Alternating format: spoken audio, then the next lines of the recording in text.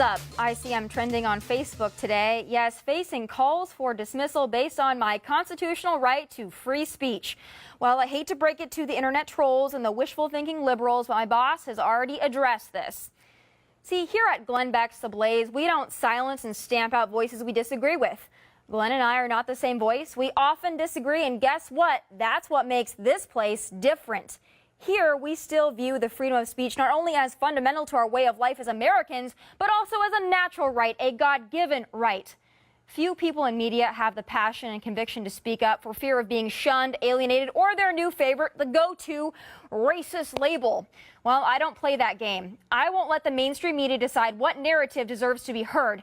No. Tomi Lahren. But all that unraveled after these comments on ABC's The View last month. I can't sit here and be a hypocrite and say I'm for limited government, but I think that the government should decide what women do with their bodies. So stay out of my guns, and you can stay out of my body as well. The fallout was swift and biting. A social media firestorm for the social media darling.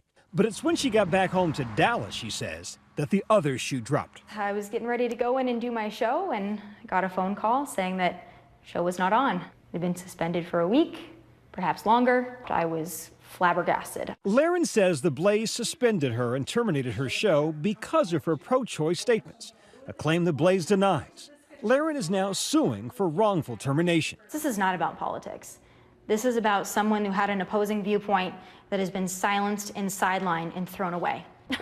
The 24-year-old inviting us into her home for her first televised appearance since appearing on The View. Clear things up. Were you fired? Suspended? I get up in the morning, I don't have a job to go to. I don't sit down in my chair and deliver my final thoughts. I don't have a dressing room.